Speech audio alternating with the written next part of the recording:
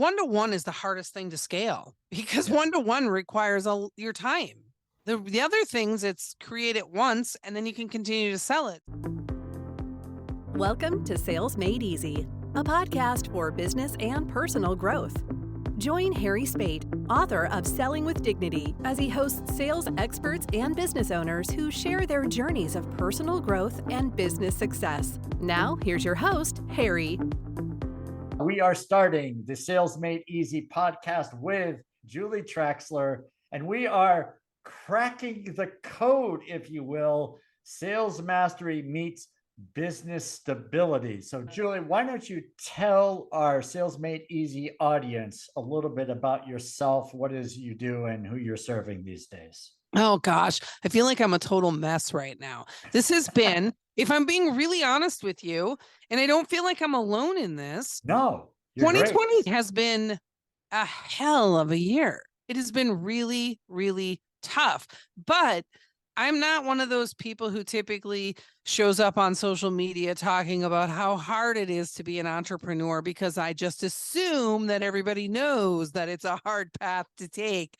But I am an entrepreneur. I'm pretty sure I was probably born an entrepreneur. I can remember as a child pretending to be an entrepreneur and walking around. I grew up on like 100 acres, and I can remember walking around outside when I'm like 5 years old with a cup of coffee that I made for myself, which was a lot of coffee grounds and not a lot of coffee, drinking it and pretending to boss people around.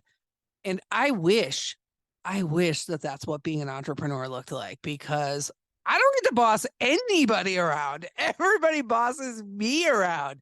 I have my company is called Maverick Mentors, and I do a lot of coaching and mentoring, and I also do consulting. I have a really deep background in mergers and acquisitions. I spent, over a decade doing mergers and acquisitions work for corporate America, for the man, if you will. And, finally decided I'm just going to go out on my own and do my own thing. As a direct result of the pandemic, I work with small businesses, solopreneurs, entrepreneurs, and I'm pretty well versed in a lot of business things because of my M&A day, but where I really like to focus is helping people with business stabilization and, helping them to build up that recurring revenue so that they can scale their business. Yeah, it's really good. And I just love how genuine you are, and I'm just totally at ease here. And it's fun where you don't have to be totally stressed out and saying, I'm looking for perfection. Sometimes, not that I've had any of those guests, but some people are so nervous about being on a podcast or doing a LinkedIn event. And it's just that uptightness is contagious, unfortunately, right? Because I'm not worried about me, I'm worried about the other person. Then I do more worrying about them than needs to happen. So the fact that you're so chill is, a woman after my heart on that, because I totally can appreciate where you're coming from. So this thing that we're talking about today, about business stability, this is, you and I were chatting a month or so ago. We were talking about the daily grind and how people are just constantly grinding. And I think you and I both have made a decision that we're not going to be grinders. And from the Northeast, that means a sandwich, like a hoagie or a sub. But listen, it's also a really dirty dating site. So yes, that's right. That's the more modern interpretation of the grinders word. So yeah, so trying to make it easier is really the goal. So what are some things that we can do to make business easier where we're not constantly grinding? And I think one of the first things that comes to my mind, Julie, is just mindset. Is that I hear people say all the time that being an entrepreneur is a grind. I come from the sales side of it, and I hear all the time that you have to grind to be successful in sales. And one time I realized it's like, I don't like the idea that I have to grind. To me, a grind is something you don't enjoy doing, but you have to do it anyway.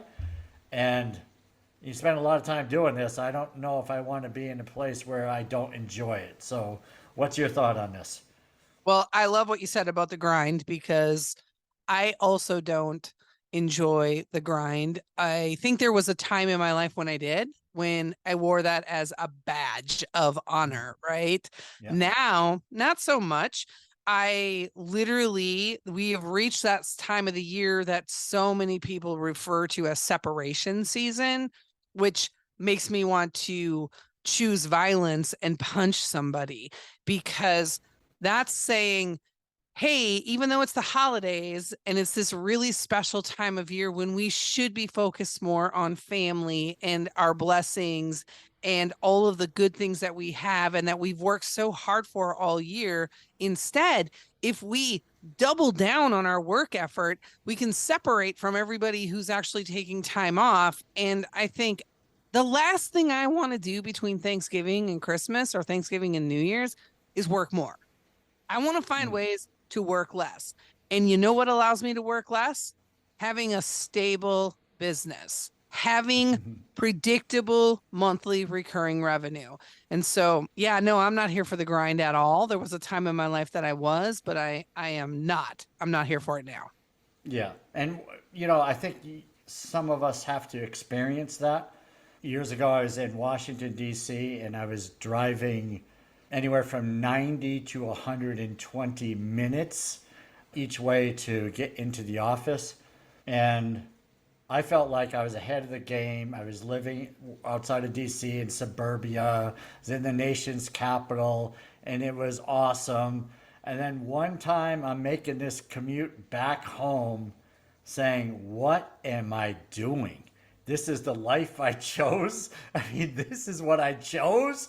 And, it's like, I decided then is if I cut back 10% of the time, what would be different in my life? And the reality is nothing would be worse I mean, I wouldn't make less money. I would just be doing less busy work, and I could still dedicate the time I needed to run sales organizations and spend more time with my family. So that's what I decided to do, just making a little bit of a cut from whatever number of hours those are, 4, 8, 12 times 5, 60 hours a week to 60, 66, whatever it is, 60 Yeah. to 54 was helpful. Just a little bit of the mindset and a little bit of a cutback, and it wasn't a decrease financially. I think so often as entrepreneurs, we think that if we're working longer hours or working more days, that it means we're more committed or we're more dedicated. When the reality is, and I've said this so many times over the last couple of weeks, the well rested and relaxed version of me is way more productive than the wound tight version of me. Right. And so when I find myself starting to stress out, I, I've got like three little hacks that work for me every single time when I'm feeling that pressure or the anxiety or the stress or the numbers aren't where I want them to be, whatever it is with my Mm-hmm. business. The first one is gratitude. Mm. It's really hard to be full of anxiety when you're expressing gratitude for the things that you have, right? Right. Really hard. It's impossible. It's almost like it's impossible to not be happy when you're dancing. So if you just start dancing, you're going to be happy. Just that's a little fun fact for you. That's a The other great thing one. that I do is I'll go outside. I'll just take my dogs and go outside in the backyard for 10 minutes and just watch them play and run and just really, get some vitamin D and take a pause. Like there's nothing that's so critical that I can't take 10 minutes to go play with the doggos. And then the third thing that I will use is when I am avoiding work and I keep finding busy work in front of it, because I feel like a lot of the work that entrepreneurs do is just busy work in front of Mm. the things that we don't really want to do. Like if you don't like sales, like you love sales, right? I love sales. There's a lot of people who don't love sales. And so they're going to find a million things to do before they do the sale. Oh, let me just tighten up that script. Oh, let me go over this. Let me look at this one more time. Let me fix that little thing on my website, whatever it is. And so when I find myself avoiding a particular task, feeling anxious or stressed about it, I literally ask myself, why are you avoiding it? Mm. What is it about this task that you don't want to do? And then asking myself, whatever it is about that task, if that's true, is it true? Like, oh my God, I'm terrible at sales. I don't want to do it. are you terrible at sales? Are you just uncomfortable with it? And good news, everybody's uncomfortable with it, right? But it's just it's total mindset, and it's finding tricks and hacks to be able to move yourself forward. But being able to do it without grinding is key. Yeah. Well, and I love the whole gratitude conversation. I mean, gratitude is something I never really thought about. I thought about it being thankful. Mhm. I was raised, not raised, but I spent a lot of my adult life in religion and being a missionary and so forth. So there is the appreciation, but it's different when you think and you focus on what you're grateful for Yeah. versus, thank you God for the food and thank you for my home. And, it just becomes kind of a routine. But when you can go into moments of gratitude and think about your fingertips, right? I mean, it's just crazy things. Like my toes are touching the ground and I'm moving my feet and I feel my toes in the grass. Silly things that you can just start thinking about, that there's so much to be grateful for that you really can't run out of it. And like you said, you cannot be in a moment of gratitude and be griping about, what's the future like, Right. where we get lost in that. So Right. yeah, I love that stuff. So okay, what was your thought here? I was just gonna say, I think that being it's easier to be an entrepreneur. It's easier to do life in general, I think, when you have faith, when there's something bigger than you that you're believing in. It becomes much easier, right? And when you look back and you think about the role that perhaps providence has played in your life, right? So when I start to think like, oh God, nothing is ever going to work out, right? Like I had a month in, I had a single day, and I think we've talked about this before. I had a single day in March where I lost 60% of my recurring revenue, my monthly recurring revenue. And I thought, I can remember I couldn't even speak after it happened. I was so absolutely, I was just beside myself. I thought, oh God, I'm going to go out of business. I'm not going to be able to pay my employees, blah, blah, blah, all these things. And, in that moment, and it took a couple of days for me to pull myself out of it. But, now I look back and I think how frequently Providence plays a role in where we go with, our businesses, our lives, whatever it is. But, things, in my opinion, things always work out exactly how they're supposed to. Always. Yeah. And even though it maybe really feel very heavy and burdensome in the moment, there's going to be a point when you're going to look back and say, oh, I know why that worked out like that now. Yeah, I mean, the longer you live, the more you see that. Yeah. And I so love it in the sense that I don't know if it's true with you, but I may have compared myself once or twice to others. And it's like I never compared myself to people who are just starting out. I compare myself to people who are like 10 years ahead of me. And it's like, how do they have it so easy? How do everything they touch turns into money and I have to struggle? Then it's like, hello, stupid. They had to start out somewhere as well. And they had to go through their journey. And you're going through yours, or I'm going through mine. Oh. And it's like these lessons I get to share, right? Just like you're just like, well, why did I go through this thing where in, a day I lost 60% of my business, my recurring revenue? Well, now you have a story to share and you can help someone else through it. And you can help yourself prevent that in the future by doing things that you've learned since then. And so there are all these lessons that come at us. And when people are in despair, because sometimes it does get harder than we anticipated, just take in the lessons is the way I look at it. It's just, okay, God, you're teaching me something here. I'm going to open up my mind to what this is. And it's typically, I can take this story and help someone else is the way I look at it. It's What's your so thought? funny that you say that, because I literally just did a social media post this morning and we had no idea that our conversation was going to go in this direction, Right. but I just did a social media post this morning on LinkedIn and Facebook where I just have this one. I don't have a lot of rules in my life, but I have one rule that I'm very rigid about. And it's that I never, ever try to wish time away. I never wish time away. I Mm, never wish that it was, Thanksgiving so you could get to the really good meal. I never wish for the holidays, for a big wedding, for a vacation. I don't wish that that time was here because, as we all know, but sometimes forget, we don't know how much time we're going to get here. mm, So wishing time away to me just like really it seems very very selfish, and it seems also like you don't understand from the bigger picture that you're not even promised tomorrow. So yeah, I can anticipate a vacation or a holiday, but I don't wish the days away.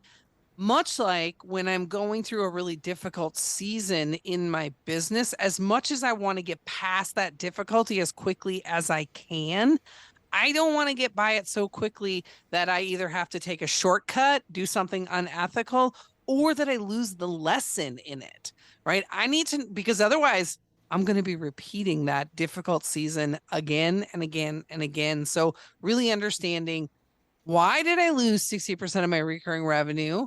What can I do in the future to prevent it? That's the important piece for me is, yeah, it sucks and you got to work your way through it, but being able to help yourself in the future and help others, that's the big piece of it.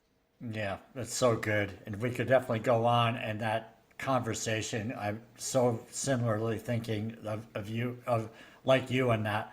So let's talk about the recurring revenue because I think a lot of business owners, small business creatives, people who left corporate, people who listen to this podcast starting out, they're just thinking like, how can I replace my old income?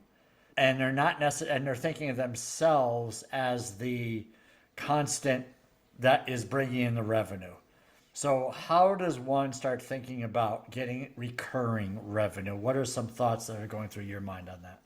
Subscription models are great. So if you have, what's interesting is, when I was first starting out as a entrepreneur, when we would offer, and at that time I had a business partner, we would roll something new out, and it could have been like, a year long of coaching or some course or something. We'd offer the payment plan versus paying all up front. And I always wanted everybody to pay up front because I wanted all that money right away because we didn't have a lot of cash. We bootstrapped it. Yeah. Now, and I used to think when I was purchasing something, like just recently, I bought a subscription, very, very low price subscription, but like somebody who has a blog on Substack, right? It's that simple. I have a Okay. blog on Substack. It's like it was $50 for the year or $5 a month. Neither one of those are big cash money, but now I'm so much more committed to the concept of the recurring revenue. And as a small business owner, knowing how that can stack up so quickly, I'll take the monthly payments. It's easier and cleaner to just pay it all up front, but it's also more beneficial, I think, to business owners to be taking the recurring piece of it. So that's what I typically do at this point, is do recurring so that they have numbers on their recurring revenue. So it could be a subscription. It could be, well, honestly, you can write a blog, $5 a month. That doesn't feel like a lot, but that adds up if you get enough. Sorry, I was like, Yeah. what is that noise? And you probably don't hear it, but I hear it very clearly. It's my dog trying to No. dig a hole in the floor. But or you could create courses, or, like this, just here, we're doing this conversation here. You could, in theory, turn this into, if we have good enough lessons in it, you could turn this into a paid, webinar that you could then resell for, I don't know, 19 bucks, 10 bucks, whatever, 9.97, it doesn't matter. But the more things that you have in your library of services or products that you can sell that are going to contribute to that recurring revenue. So there's a lot of different ways to approach it. Payment plans, subscriptions to blogs or things like that, courses, like, and all in where this is a really good one. I've seen a lot of people use this effectively. So let's say you're a coach, let's say you're a sales coach, right? And you put out these different masterminds throughout the year, and you put out these different, like, 2 or 3 week courses that people can join. You can sell an all-in model where literally somebody pays you, they're committed for 12 months, and they get everything that you put out during that year. So now you're more incentivized to put out more stuff, but you've got this recurring revenue that's coming in from people that they've already bought whatever it is that you're creating. They're already in. Gotcha. Yeah. I mean, so it's not, it goes way beyond just the service. It goes way beyond, as a coach or a sales coach or life coach, whatever it is that you're coaching people on, and that side of the aisle, where it's typically one-to-one, and you get your paid, you got your clients, and you're always constantly looking for clients. But in this scenario, I've talked to people who are doing the memberships that are $30 a month, $49 a month, whatever the number is. It's a pretty low dollar amount, and they have to keep providing value, which they do. The goal is you get 1,000 people. That's up. It may not happen overnight, right? And then this is the thing for some of us. There's like $49. Got to do all this work for $49, and those who are doing this are saying, got to look at the big picture. The next 2 or 3 years, as these numbers grow, I don't expect that there's always going to be 10 people in here. Right. Right. And then you're constantly bringing in more people if you're doing things right. And is that kind of the vision that you're talking about? Yes. Yes. And, one-to-one is the hardest thing to scale because Yeah. one-to-one requires your time. The other things, it's create it once and then you can continue to sell it. So I could have, let's go a little bit deeper on this all-in type model, right? Yeah. So I have a course. It's called Friction. So Friction's in pre-sale right now, right? And it's all about reducing the friction in your business, making it easier for people to give you money. That's Okay. why we're in Yep. business. We want people to Yep. give us money.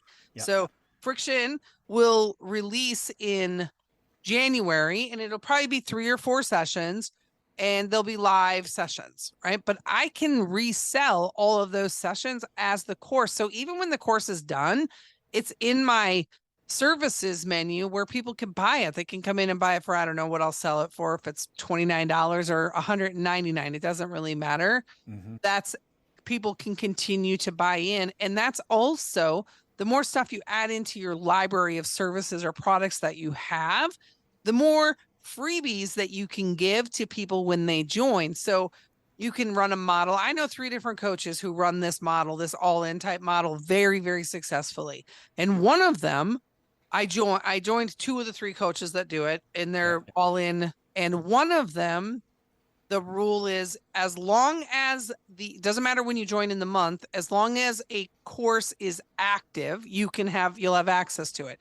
Even if we're on the last week of it and there's, 4 or 5 other sessions, you get access to everything. But what she did was, after about 4 months of being in her all-in community, she literally opened up her entire catalog of everything she'd ever offered and said, here, this is for my all-in people. You guys can have everything. There's just like, you're already paying. And she decided she had enough people in all-in that she wasn't going to lose a ton of money. But what it did was it made me want to invest in that coach even more, because she did something that was totally unexpected, didn't have to be done. It was just really generous. So now when my year is up, will I buy from her again? Absolutely. I'll buy something else, because she's putting out really great courses. And I think that's key, is you have to look at what something can already be out there. What's the most important thing is, what are you an expert at? What are you more qualified to talk about? Or what can you talk about and you believe or work through it differently than anybody else, right? So there could be a million sales courses out there, a million sales masterminds, but maybe yours is different. Maybe yours is about selling with dignity, right? So you have a different philosophy around selling, and because it's authentic to you, you can speak about it very naturally, and that will draw people in. Yeah, this is so good. I was talking to someone recently who was concerned about getting started. It was taking longer than they had anticipated. They're started, but it's not going fast enough, like with a lot of us. And they're worried about the competition. And they were saying things along the lines of, I have to get this going or I'm going to miss my window of opportunity. And I chuckled, it's like, you're not creating an iPhone. I didn't say this. You don't have the new iPhone. You don't have something that's going to change the world. You are going to be a coach, and your main topic is a word that is commonly used in the dictionary and in our everyday speech. So it's not news. But what is new is that you're the one that's going to be delivering it. So when we have this competition thing going on, and I've been there, I said, well, there's a lot of people doing sales. Who am I? How is my approach any different? And when I hear others talk about sales and always be closing and kind of pushing your agenda on people, it's few and far between where I hear people talking about the human element, being empathetic, being a good listener, politely and respectfully asking for the business, understanding no, not now is not forever, but that does not mean we come right at somebody at the jugular saying, what do you mean not now? But we can politely uncover what that means. Very few people are doing that. So I look at my approach and I'm like, oh, I get it. I'm not the same in all this world where you look at sales books and sales philosophies. I'm not the same. And neither is this person, neither are you, right? There are other people. So people are buying your spin on it. Not that spin is a bad word here. It's your personality, your experience, your journey, your insight. All of that is unique to you. What's your thought on that? Yeah, they're buying you. Yeah. It's so funny that you mentioned you got to understand the no, like the why behind the no. I'm reading this book about curiosity written by Brian Grazer, who is, a big Hollywood producer. He's partnered a lot with Ron Howard. Like he did Apollo 13 was one of his movies. So he's bigwig, but he has a book out about curiosity. And I literally was just reading in it this morning, and he was talking about, getting a no, but understanding what's behind that no so that you can reframe. And he said, listen, I'm a big time Hollywood producer. So people think that nobody tells me no. He said, I hear no every day, all day long. That's all I ever hear. No, I'm not making that movie. No, I don't want to be a part of that. No, no, no. And so what he does is he asks from a position of curiosity more about the no, not from a position of selling, but a position of, can you talk to me a little bit about why this was a no for you? Was it, is it the price? Is it the story? Whatever it is. And then you can understand it. And, one of my favorite sales stories to tell is, and I honestly, I'm pretty sure that it was this coach that I had worked with for a while back in 2022. This is a big community, right? And they had the guy, when he started the company, he decided that every time he hired a new salesperson, he's got a lot of salespeople. He's been through a lot of salespeople since he's had this organization, that if anybody, once they were ready to start doing sales calls, if they could get through 100 sales calls and only ever get no's, he would pay them $100,000. And he said, I have never had to pay anybody $100,000 for hearing no 100 times, because what you realize very quickly is small tweaks and adjustments will get you to yes very quickly. And listen, if I know that I can get $100,000 by getting 100 no's, I already know enough by probably the 10th no to start getting yeses. I can make more than $100,000 off of a yes than I can off of the no's. And so it requires the listening and the curiosity to move you past that. And I so agree with you that every one of us, listen, you might be a coach, I might be a coach, but we have very different backgrounds, very different experiences, very different beliefs. And so someone who is right for you then we're never going to be right for me. Right. Yeah. Right? Like they're like it's that simple. And so when somebody tells me no, I'm almost grateful for it because I think that would have been probably a very difficult client for me to work with. Yeah. So sometimes, so when you hear the word no, sometimes you want to be grateful for that no because Yes. you're thinking through it. It's like, I really don't want to work with this person. I don't know how I got down this path, but I'm here. And if they tell me no, or if they want to end early, I'm all for it. I've been in those situations. But one of the things that you mentioned, and I just lost my thought there, so it was perfect timing because that also happens with me.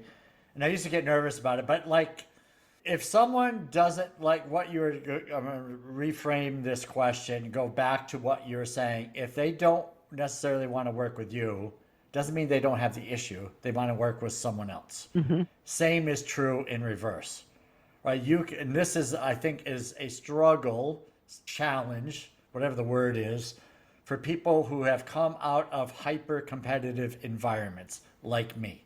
So competition was fierce.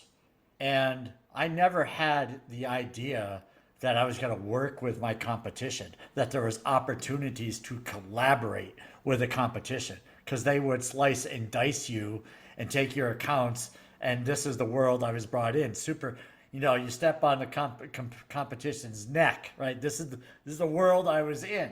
Mm-hmm. And I come into this world of, coaching and collaboration, and I love collaboration. I'm just not used to it, right? So especially with people who are doing the same or similar things. Sounds like you're a collaborator and you get this. I'm just jumping. We've never gone down this path, but what's your thought on this? Is being in the same space with people who do similar work with you and not feeling like you're stepping on their toes or that you're taking their clients or something along those lines. Yeah, I'm super respectful of other people in terms of the, I'm not a client stealer, right? I think where I give all of my clients, anybody who's reading what I'm doing, following my followers, people that I'm connected with, I start from a very basic assumption that they're all really highly intelligent people and that they know who they want to work with, right? And listen, coaching, like we're small communities, right? You have pockets of other coaches that and so, if someone really needs a sales coach, while I love sales and I'm good at sales, I'm not the person that should be coaching anyone on sales. I would say, hey, do you want to take that one, Harry? Because that's not really like, let me make this introduction. I just did it yesterday. I had somebody who really wants to partner with med spas.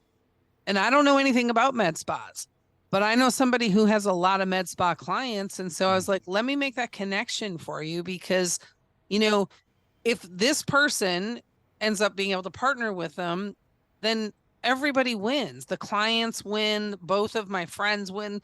And I'm really interested in, I just believe everybody can win. I don't believe that business has to be cutthroat. And I think that, people can self-select. And like we've talked about before, I'm a Christian who curses, right? So if people don't like the cursing or don't like the Christianity, I'm probably not for that. But I'm not gonna alter who I am just to get business because that feels slimy and really inauthentic. Yeah. Yeah. So I love what I'm hearing again. People they're smart enough to make their own decisions, right? You don't have, it's like if they're raising their hand and you're in a group, and the way I'm looking at this is that if you're in the same larger group, not everyone's going to work with the group facilitator or the group lead. Like there are some Facebook groups or LinkedIn groups that have tens of thousands of people in it. The person that started that group wanted a community, would love, and I'm sure it gets a ton of business out of that group, but not everybody. Right. People are in that group getting content, people in that group out of curiosity, but then they have a conversation with someone like you and say, yeah, I'm striking a chord here with you. What's it look like to work with you? Right. Well, what do you do at that point? It's not like, hey, I'm going to tell the group facilitator that I'm going to give them the referral, they have the connection with you. But if it's something that's not in your space, and this I think was a challenge for some in the beginning, is that they don't know how to differentiate and say, yeah, I'm not really good at that. Or that's not an area where I can really provide any real value. But this person to my right sure can. And if I give a referral, is my family going to starve?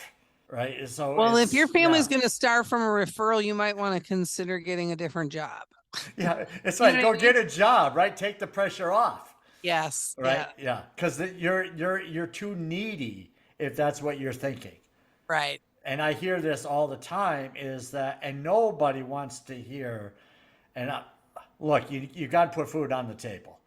And if the food is not there and you're needy in front of prospects, then you need to get the job at Home Depot or Walmart or do something in a corporate space for, part-time, something to take the pressure off, because you can't act needy in sales because it's not going to work out. It's People will pick up on it. it's really hard to be an entrepreneur when you are stressed all the time over money. It's hard because Yeah. all you're ever thinking about is where's that next dollar going to come from? And that, we all know people who come across like they have commission breath all the Yeah. time. Yeah. And nobody wants to work with those people. Exactly. And it's funny, but what's glorified often are the stories of people who are eating ramen noodles and they were able to make it out of that. That does not mean that's you, who's ever listening, because that person may not come across as needy. And maybe they don't care if they eat ramen noodles. But if you're stressing over ramen noodles and you come across needy, you cannot compare yourself to that other person, right? You have to know yourself, and you ask somebody that you respect and say, am I coming across as needy? Yeah, right? It's like you need to put money in your checkbook somehow, because that will take the pressure off, and then you can serve the people you want to serve without that kind of pressure. That's my take on it. What's your thought on that? I agree. It's really hard to get sales when you're coming across as needy. And I think never once in my life have I needed to ask someone else if I was being needy. I can Yeah, always yeah, tell, yeah, when it's right, happening, yeah, right? You know. And I think there's the other piece of it is that being creative and curious when you're thinking about other ways to bring revenue in the door, right? Making the phone calls. Now, listen, I don't do cold calls in my business. It just wouldn't really work for my business model, right? I've done them. I'm not afraid to do them, but it doesn't really work for my business model. Like pick up the phone and do them. But I am about to, I'm relatively new in the community that I live in. I moved from Virginia to Nashville earlier this year, and I don't know a lot of people. So I made up these really cool postcards that basically tell about my business on one side, and on the back side, it has these 3 different checklists that they can use for either stabilizing their business or building a high performing team, or I can't even remember what the third one is, to be honest with you. Maybe it's reducing friction in your business. Not entirely sure. But anyway, starting tomorrow, they just arrived yesterday. Starting tomorrow, I'm going to go hand them out and introduce myself. I'm not selling nice. anything to people, just like, Yeah, hey, yeah, listen, I'm new here in town and focus on small businesses. And I really wanted to come in and introduce myself. If you ever need anything, like, here's my information. And, so a little bit of that pounding the pavement, knocking on the doors, but it's not residential, because I'm B2B. But really, truly, like, the things like, do you think I'm excited about doing that? No, not even a little bit. I don't actually like to leave my house, but bring your dog. well, yeah, I'm taking the dogs to doggy daycare tomorrow so that I can actually do it. So that'll be my first one. I can leave a postcard with doggy daycare, Yeah, right? But there are unconventional things you can do if you are feeling that level of desperation where you're like, oh my God, I have to get this sale or I have to get money. If you ever had clients, pick up the phone and call your past clients and ask them if there's anything that they need. Yeah. there anything I can help you with? I've got some capacity right now to do some work. How can So I good. help you? So good. Yeah. And you'll find that once you do a few, you're going to get very comfortable. It's Yeah, getting that first one done. And then you're like, oh, people are nice. That's right. People in general are nice. And you're giving something out and helping with awareness. And some people are going to say, what's this about? And then you're going to have conversations. And yeah, to me, it's stirring the pot. And like when you have all of these conversations and you're one and done, just go back to those people you had conversations with. It'll be amazing how many people are really interested in what you have to say. They just don't tell you. They got other things on their plate. But it's just you provide value for them, you have a nice conversation. They're saying, some will say, I've been meaning to call you, I've been thinking about you, and then opens up the conversation. Don't just say, oh, that's great. Just say, what were you thinking about, right? They'll right. tell you, right? That's where the curiosity comes in. Mhm. And it's not flattery. When they say, I've been thinking about you, you want to explore what that means, and good things will happen. So, Right. I think, one of the other things too that's really important to remember is, we put so much emphasis on the engagement or the number of followers that we have on social media. I can tell you with, very close accuracy, 80% of the business that I've ever gotten, they never liked or engaged on a single post on social media, but found me through social media. So people are watching, they're just not commenting, they're not liking, they're not sharing. It's not personal. But that's the reason why, you get so discouraged when you've been in business for, this is me, this is the truth on Instagram. I've been in business for 2020. I started this business. I don't even have 1,000 followers on Instagram yet. I don't have 1,000 followers, and it used to just drive me insane. I would send my social media person on missions to get us more followers, and now I'm like, it doesn't matter because people find your content. There's a lot of people that I don't follow on social media, but I look at their stuff at least 2 or 3 times a week, right? And so the whole notion that somebody has to follow you or like or engage or comment or share or whatever before they'll spend money with you is rubbish. It's just pure rubbish. What you need to be is consistent. You need to consistently post, put content out there so people can understand what your value proposition is that you can provide to them and help them. yeah, so good, so true. And that also just ties into the number of clients that you need. You don't need a million clients. You need, it's a relatively small number. It may be 20 a year. Right. So when you think of the numbers of the people you already know and people you haven't had conversations with that you know, just have conversations with those people. And then just politely ask, who would benefit by having a conversation with me? Who do you know that would benefit by having a conversation with me? And just get a couple of names. And then you're having more conversations. And it's not like you're asking, well, who needs my services? That's different, right? Because now you're asking for kind of help me get a sale. It's who would benefit by having a conversation with me.